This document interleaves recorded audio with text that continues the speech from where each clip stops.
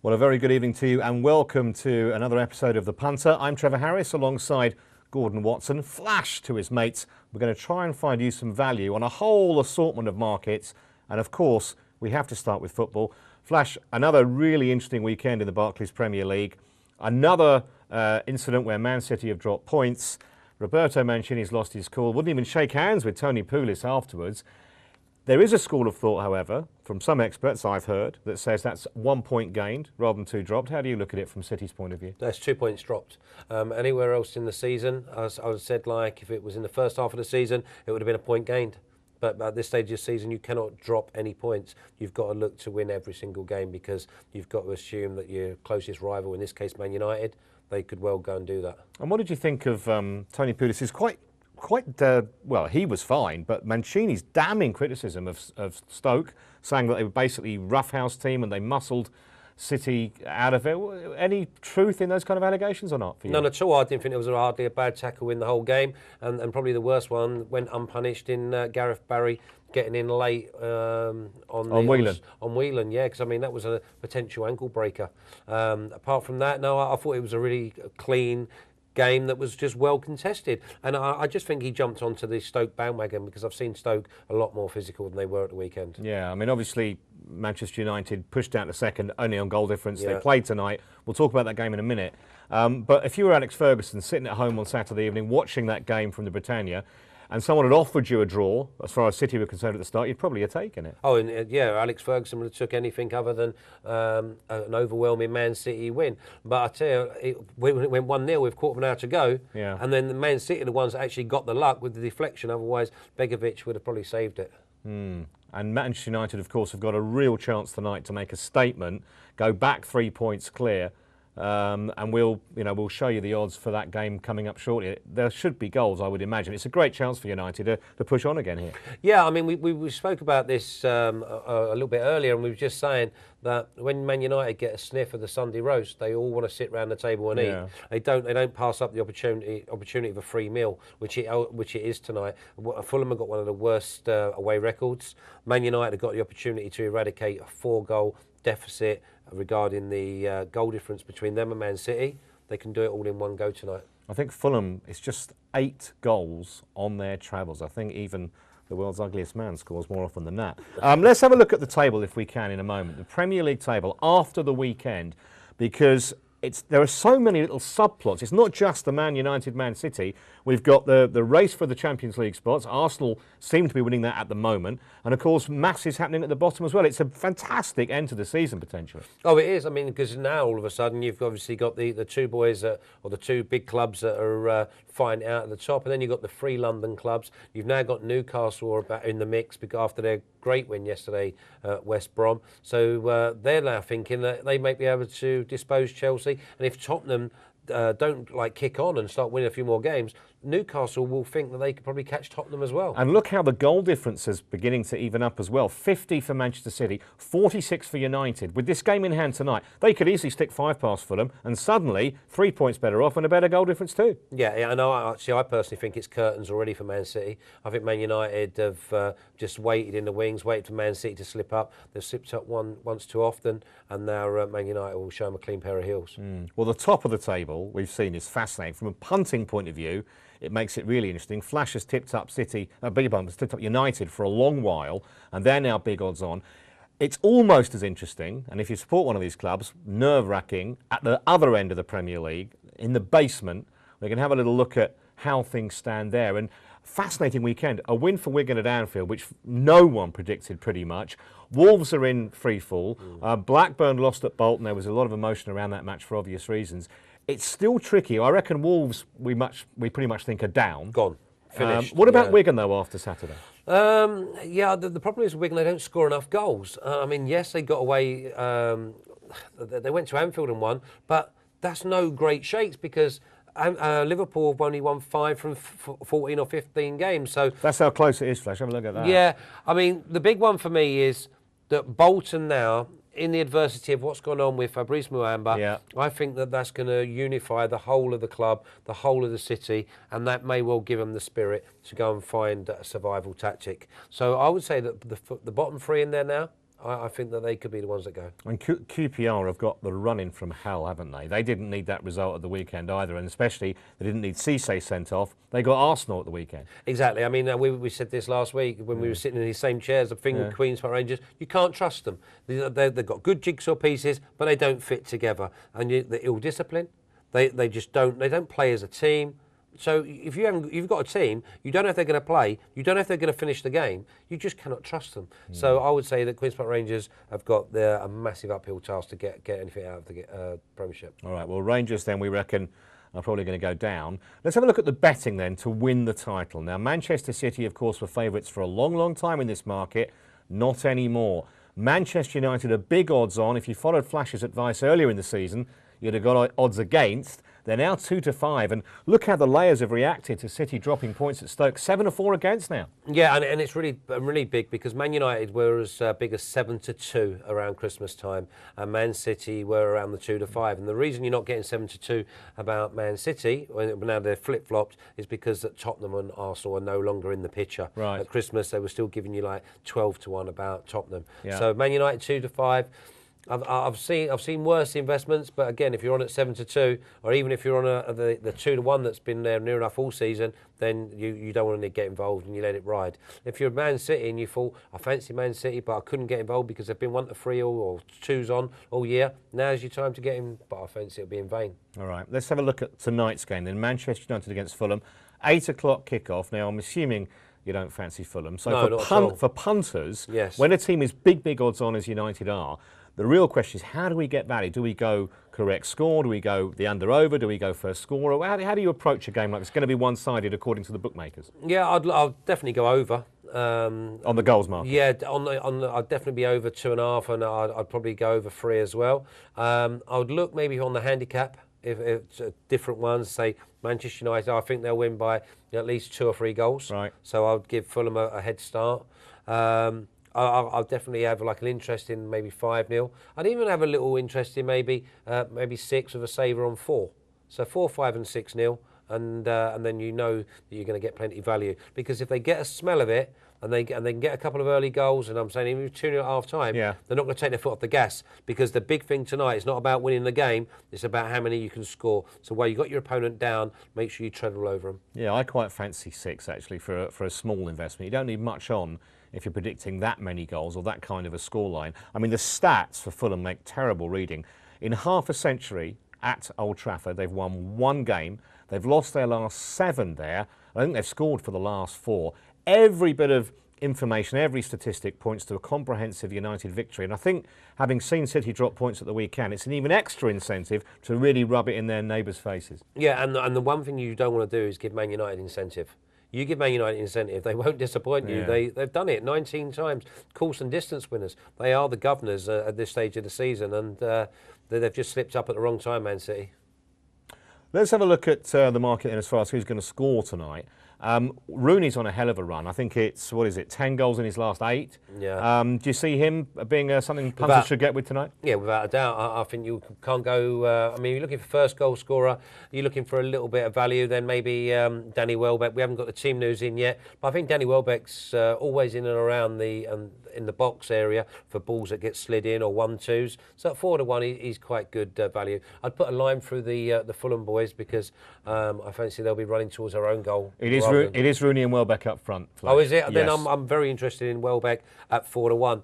I would also, maybe, I know it's not even on there, but I like Rio Ferdinand, because sometimes you have like funny sort of coincidences. Yeah. And it's just been said that he's going to sign a new contract. Yes. And how better to celebrate them with a goal. So Rio Ferdinand maybe at any time, or a first goal scorer. I think you'd probably get good odds on him. Yeah, I mean, you saw on that graphic we just put up, there were big odds about pretty much any Fulham player. Pogremniak actually does have a bit of form against United. He scored for Zenit in the 2008 Super Cup when they beat United, but how many chances he's going to have tonight is another matter entirely. Yeah, and he's a proper player as well. I mean, I went on record earlier on in the year and saying that he was the type of player that was going to be showcased at Fulham, but could well be seen at Man United next year. He's a top 4 player for me, but so hopefully Man United will keep him quiet tonight. All right, well, if you want to have more of a prolonged involvement with your betting, you don't fancy the first goal scorer market, we can have a look at the anytime goal scorer market. So if your selected player scores at any point at all, you will get paid, and because of that, obviously the odds are shorter than they are for the first goal scorer. 8 to 13 Rooney. In fact, we're almost getting into Lionel Messi territory with those kind of prices, aren't we? Well, we are, and again, I suppose with them 4 Man United players, only Berbatov wouldn't make much appeal. So Yeah. I would probably have an interest in all 3 of them, and on any given day, on a night when they need goals, then all 3 of them boys could well be seen on the score sheet come 10 o'clock. Yeah, just to say, by the way, Javier Hernandez on the bench tonight, but every chance of coming on, and we know the kind of record he's got of scoring as a substitute. What do you think the impact of a United win, which we expect tonight, would be on the title race? Are those odds on United going to get even shorter from the 2 to 5 we showed earlier? I think it depends on the size of the margin. I Right. mean, yeah, I would say that you'd definitely be 1 to 4 if they win by, if they take over both advantage on that being 3 points clear, and they take over the advantage of goals scored, then I would say that Man United are going to harden up. The only way that you're going to get better odds or them shortening is obviously if they drop points. Okay, flash Don't for see that happening. For the moment, thank you. I will be here, by the way, during the game to give you some in-play betting updates. That's it for part 1. More football coming up in part 2. Champions League and FA Cup in just a moment.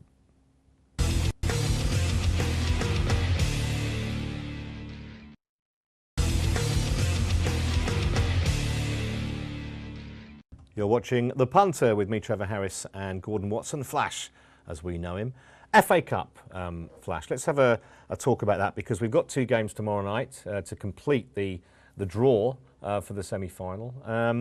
In the outright market, it's really quite interesting because we've got Liverpool already through, trying to add the FA Cup to the Carling Cup they've already got on the cabinet. Everton face a replay tomorrow.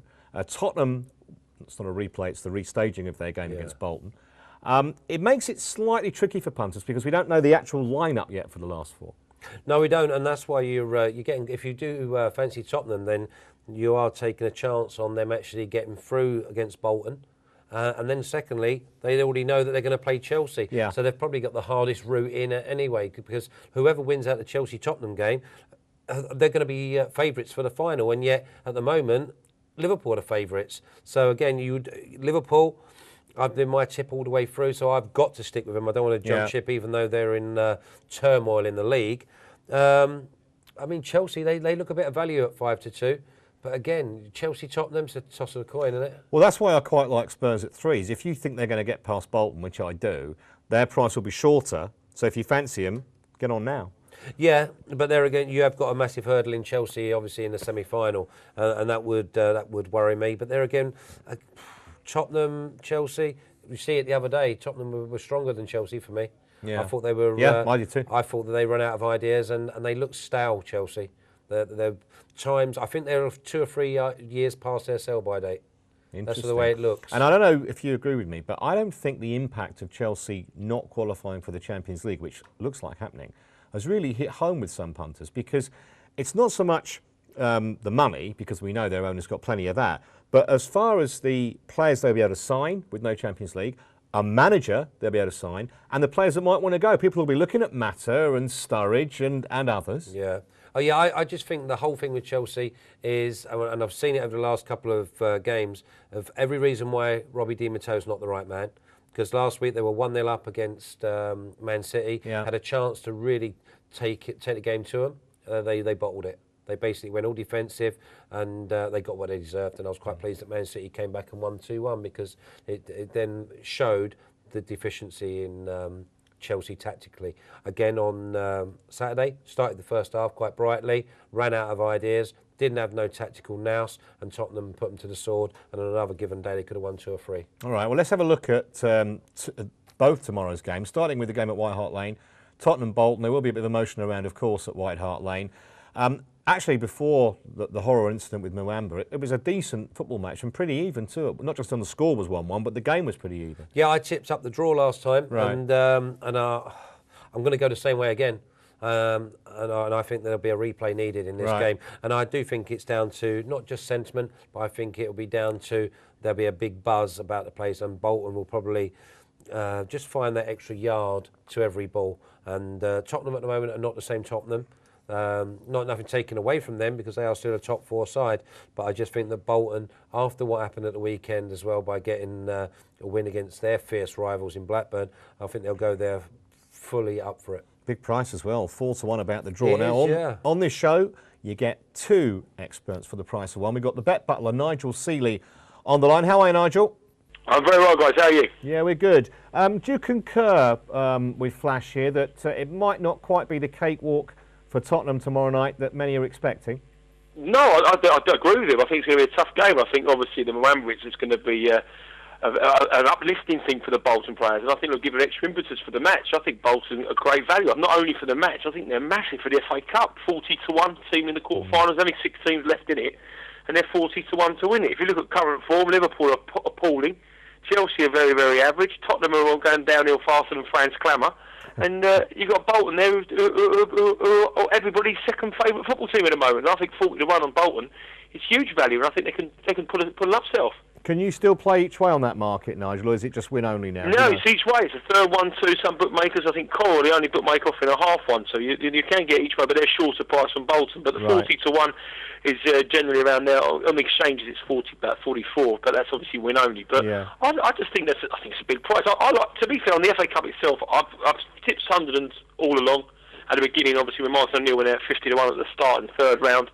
I think they're a cracking bet tomorrow to beat Everton, and I think Bolton could cause an upset against Tottenham because I think the top 3 are vulnerable at the moment. I mean, the interesting point for me on this game, and obviously, I know Bolton were playing exceptionally well, but I personally think it's a bit of an injustice to Bolton that the game doesn't start at 41 minutes or whenever the game was suspended. I mean, I know there's rules about this thing, but this is nothing's ever happened like this in this situation. If Bolton were 1-0 up or 2-0 up. I think it's a bit of an injustice for them, really. I think it's it's very interesting. I don't see why they should start from the beginning, but I do think Bolton have got a great chance, and I think Tottenham, especially Liverpool and Chelsea at the weekend, the top 3 for me look far too short for FA Cup. I think this FA Cup is being priced up on previous history, and the big guns against probably the informed teams would be Sunderland and the bottom 3, Sunderland, Everton and Bolton. All right, well, interesting actually, because if that had happened in Italy, they may well have started again from the 38th minute, whenever it was. They do things a bit differently. Let's move on to that second, it's a replay, isn't it? Sunderland versus Everton tomorrow night at the Stadium of Light. Flash, we've heard what Nigel said. Any views on Sunderland Everton? Well, yeah, I mean, I think you look at Sunderland Everton the same as you looked at Everton Sunderland. I mean, you cannot really pick between them. It'd be a really tight game. But as Everton have just come back from beating Swansea 2-0 at the Memorial, you're thinking to yourself, they are going to be full of hope. They're going to be... it is a toss of a coin game. It is one where you don't have any massive interest. So outsider of 3, the draw is 11-5? Or yeah, I mean, you could easily see this going all the way to penalties. Yeah. I mean, this is a game that it could be 1-1. I don't expect anyone to get blown away, so I'll say it's under 2.5 goals, and whoever wins then go and win it. But I would want to play under 2.5 and maybe keep the draw on my side as well. All right, so much for the domestic cups. Let's talk about the Champions League, shall we? Because it's tomorrow night and Wednesday, and of course Chelsea are the sole British representatives. But interestingly, I reckon Benfica might beat them, and so do you. Oh, they're an absolute knocker. For me, Benfica will take them to the cleaners, because the one thing that Benfica are all over the pitch is sharp, and the one thing that Chelsea are not sharp. They look mentally drained. They have got one game plan, and then after that they're struggling. They're struggling in important areas as well. They've got no can opener, and I mean that by as in like a Modric or a Silva. Mata plays out too far wide, and the boys in front of him they're too stationary. There's not enough movement going on ahead of him, and I don't think Di Matteo's got any tactical nous. So for me, Benfica. Yeah, I'll fancy them all the way. And if you are thinking about backing Chelsea, just remember this. Their away form in the Champions League this season has been woeful. They lost to Bayer Leverkusen, they lost to Napoli, they only just drew with Genk. They haven't won a single game on the road in the Champions League this season. There are the odds for the tie tomorrow. That is not outright. That is the tie tomorrow at the Stadium of Light. 11-8, Benfica, whose home record domestically, Flash, played 11, won 10. Yes. And the home record in the Champions League this season, played 6, won 4, drawn 2. Yeah, if you said to me, can you name the prices, prior to looking at that, I would have gone 4-6 and probably 3-1 Chelsea and 5-2 to draw. Interesting. Right, let's bring the bet butler in. Nigel, Benfica, Chelsea. Do you share our Portuguese loving? I do. I really do. I think there were 2-1 as well to qualify for the semi-finals. That is an absolute knocking bet as well, just to qualify for the tie. I'll tell you what, you're going to have to tell me where you found that, because I only saw 7-5 earlier, Nigel. Well, it was 2-1 when the draw was made, and we lumped on the twos. I think it might be. I think that was the initial price what it was, but that is absolutely massive. I mean, I think that it's a pick 'em tie for the two of them. I mean, It's just because Chelsea have become trendy again with the punters. But you look at the matches they've won. They've won against Leicester, they've won against Birmingham, and they won against the Napoli side that completely bottled it. When they played the big guns, when they played Man City, when they played Tottenham, they've been found wanting again. And this is a massive. I think Paddy Power is 6-4 Benfica at the moment. That price will not be there in the morning. There'll be a massive gamble on Benfica, and it will just be the professional punters steaming into Benfica, and the guys in the betting shops and the £10 and £20 punters having back on Chelsea. There'll be no money for Chelsea at all. It'll be an absolute disaster for bookies if Benfica win this game. It'll be a sustained gamble tomorrow. That's absolutely certain. Butler, I can't believe that they're not even odds on. Well, I mean, the thing is, people will back Chelsea, those Flash, and it's a live TV game. People coming home, there will be 10s, 20s, 50s, 100s, all mounting up on Chelsea. Not if you know anything about football. Yeah, but what? But the guys who have the lumpy on won't be betting with the English bookmakers. They'll probably be betting in Asia. They'll be betting, if anyone walked into a shop and wanted 2 or 3 grand on Benfica, they'd probably be knocked back and they'd be cut. So just to use the information, but I think it's when British clubs play, it's like the England in the football in the domestic football, isn't it? People always back them, whatever they do. Yeah, it's patriotic money, Nigel. We've got to stop you there for the moment because we've got to take a break. When we come back, we'll have motor racing, snooker, and golf because Tiger's on the prowl again.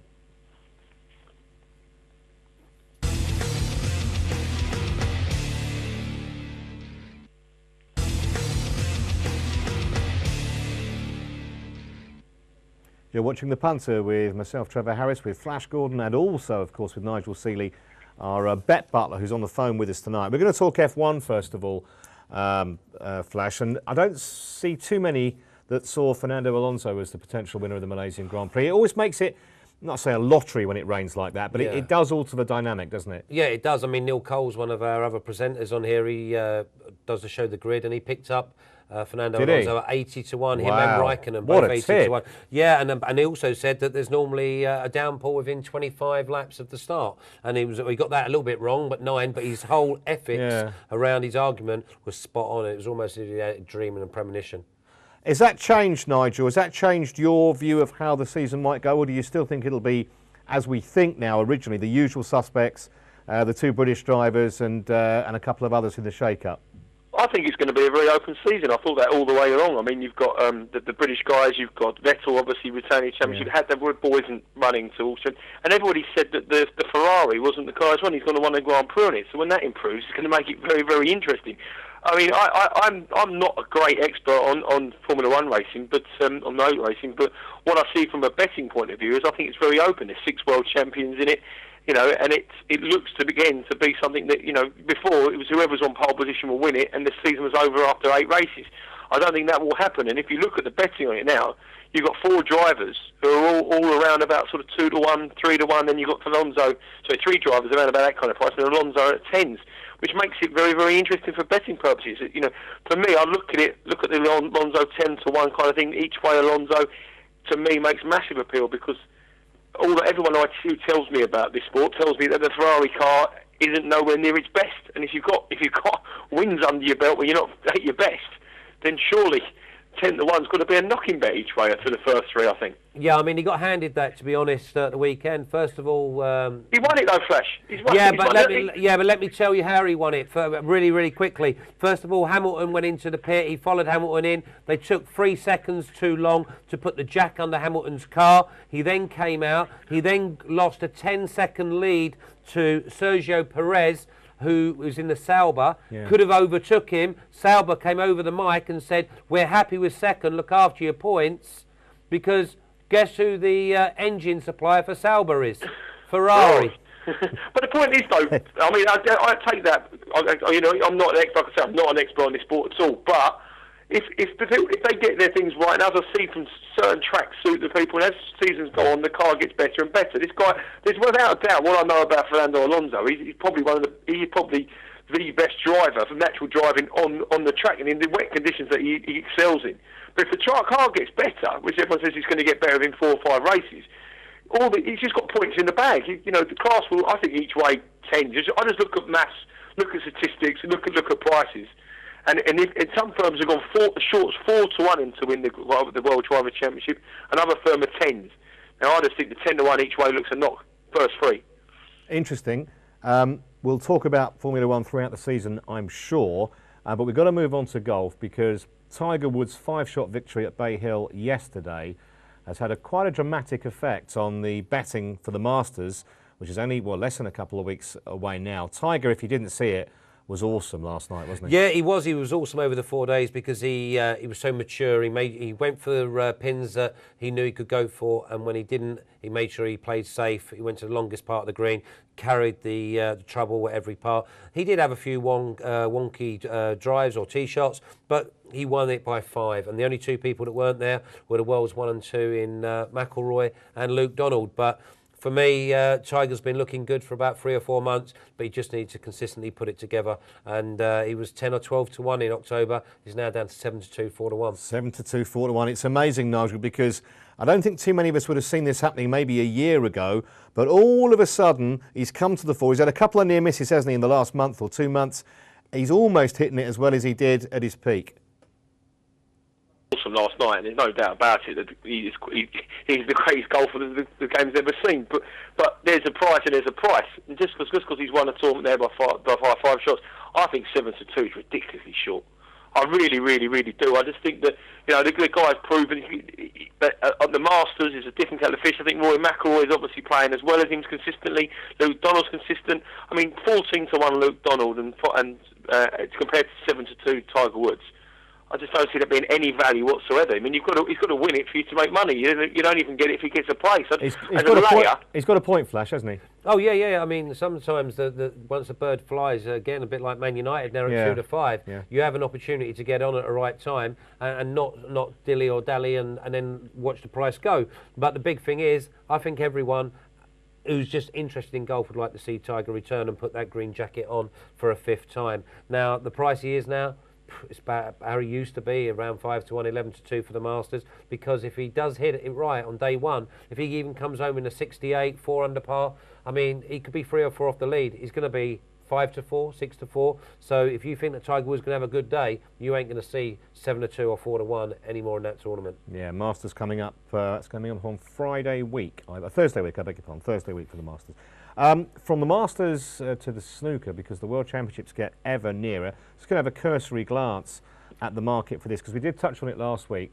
The China Open is the current event in play. That's not going to have a massive effect, I don't think, on how they bet for the World Championship. But I reckon it's about as open a World Championship as we've had for a very, very long time. We all remember when Steve Davis dominated it, and then Stephen Hendry, and then Ronnie for a short period.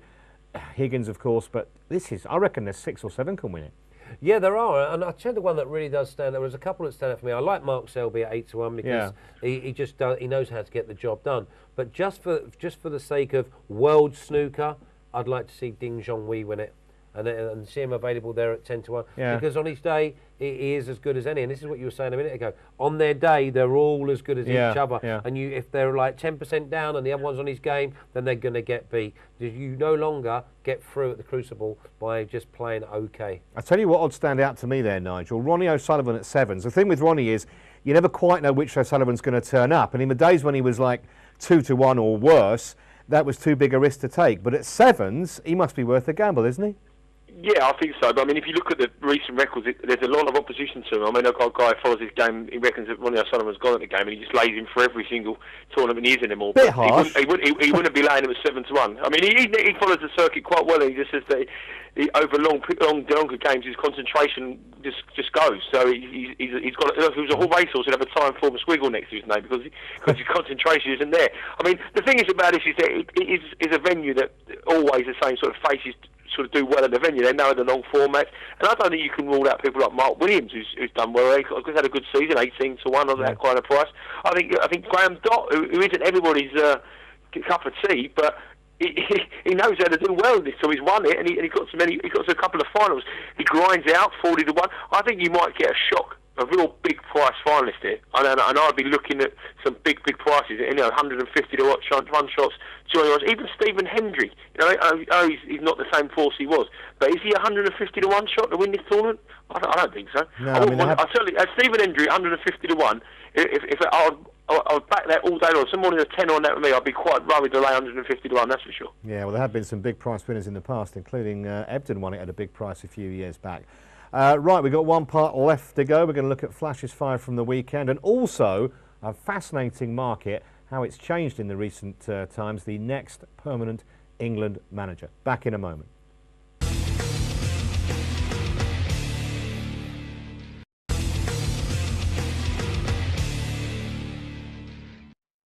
You're watching The Punter, and I have to tell you, we had to slightly widen the door of the studio to get Flash Gordon in today, because his 5 for the weekend, how many did you get up? Yeah, they all popped up quite nicely as well. They're all quite tight games, but they were all good prices. That's why I think, it went well. I mean, we do 5-4 time as an ACCA. I mean, we've been quite fortunate that many times this year we've had 4 out of 5. Right. We've had 5 out of 5 a couple. But yeah, this week we managed to get all 5 again, so it was all good. Fantastic. And just remind us what your famous 5 were. We had Newcastle rounded it off yesterday against West Bromwich Albion away. Norwich beat Wolves. Leicester beat Hull. Sheffield Wednesday won away at Orient, and Torquay won at Port Vale. Beat Port Vale, they were at home to Port Vale. I mean, Nigel, I think you're still with us. I mean, you've worked in the bookmaking industry. It's very difficult to get 5-timers up, isn't it? And Flash seems to do it with remarkable regularity. He does it every week. He's a scourge to the bookmakers. He's on fire, the man. He doesn't like to talk about it, do you, Flash? No, mate, we keep it under wraps, don't we? It was 136 to 1 this week. There you go. I mean, to be fair, joking aside, his record since we've been doing this punt is absolutely extraordinary.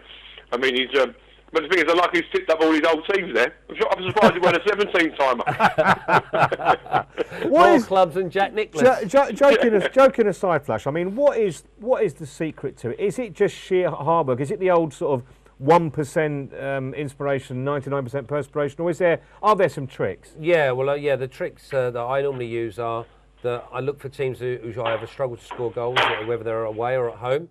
I look for teams that are struggling for confidence. Looking for teams who maybe haven't got a squad and have come off a midweek game on the road. Suspensions, injuries, just a bit of homework really, and a bit of knowledge of knowing. Remember, I was out on the road for 3 or 4 years scouting at all these clubs, and so I know the backbone of most of them.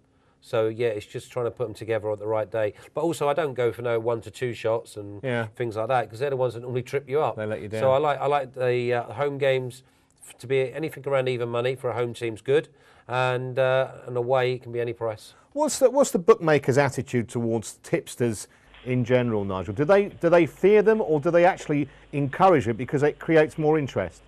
Well, I have a theory on it, but I don't think that'll be the same as what other bookmakers think. But I think that if you've got a customer who's following a tipster, or people who follow tipping lines or something like that, I'm all for it, because what happens is that they pay for the tips, they might back a winner, but the thing is then the football's on, or then the tennis is on, and they start playing up their readies.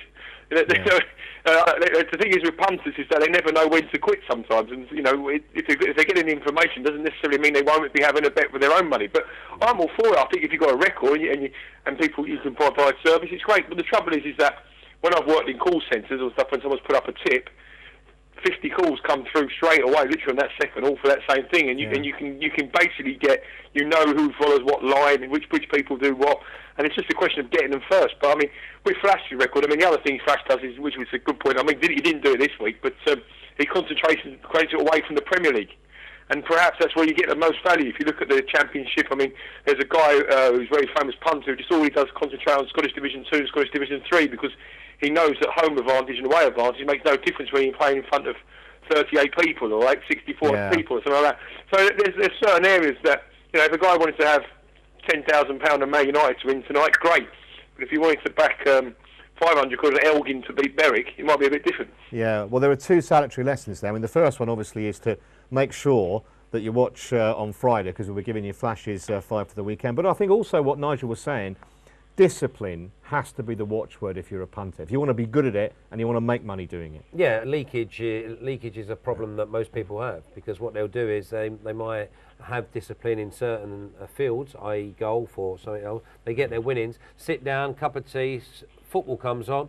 Oh, well, I've just fancy it. And what they do is, I've won 100 quid, so I'll invest 80 of it. And then before they know, they've 100 quid, but they just invested 120 in something they know nothing about. Yeah. So they've not got no level, and they get a lot of people in trouble. Yeah. Okay. One more market I want to have a look at, because this is fascinating. The market for the next permanent, important word in this market, England manager.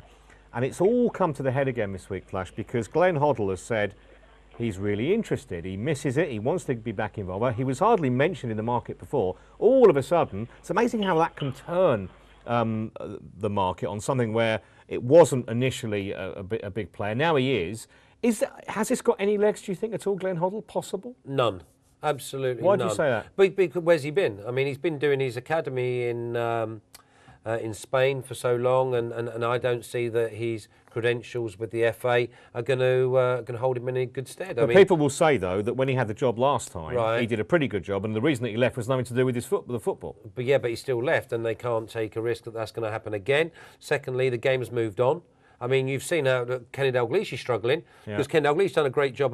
They won a double last time at Liverpool. He had that big spell out. He's come back. Yes, he's won one of the cups, but they're struggling. And I would say that for me, it's got to be Harry. And if it ain't Harry, then I fancy it's going to be one of the boys from abroad. I just get a feeling, Nigel, that from people I speak to at grounds, of journalists and other little sources, there seems to be some kind of move away from Harry Redknapp being the supposed cast iron certainty that he appeared to be maybe 5 or 6 weeks ago. Is that fair or not? Yeah, definitely is the case. I mean, everybody you speak to in football says, they want Harry to be it, but the betting doesn't suggest that, because you still back him around about 4 to 7 on the betting exchanges, and usually if this was such a done thing or something that's certain to happen, it'd be a lot shorter. And if you look on the boxes on the exchanges, all people want to lay him rather than back him. So I think it's very far from being done. I personally think that we'll go. I don't think there's any rush. And I think that there's a lot of managers, a lot of big jobs at the end of the season, from abroad, at home as well. And I think a lot of the managers want to see what's available, who's out of contract, before they make such a big decision, because they can't really afford to get it wrong again, can they? They've got to get the right appointment. And I think we'll go with Roy Hodgson and Stuart Pearce for the Euros. And we've basically sort of written off our chance in that. So, we'd go with that. We'll put a team out there, and we'll look at it at the end of the season after the Euros. And for that case, I think that Harry then becomes bigger and bigger and bigger. And I think they're waiting to see what happens at Barcelona, what happens at Real Madrid, what happens at all the big clubs before they make the decision on who is going to be the next permanent manager. Because, like I say, they can't afford to get it wrong, and it's certainly not going to be Glenn Hoddle. All right, no, that's okay. All right, Nigel, thanks very much for joining us tonight. I appreciate it. Your contribution really interesting as ever. Flash, fantastic five-timer at the weekend. Yeah, we'll go again this week. Keep them coming. Yeah, we'll go again. Hopefully we'll be close again this week. All right, brilliant. Hope you've enjoyed the show. And remember, whatever you do, keep it Sports Tonight Live. From all of us here, bye-bye.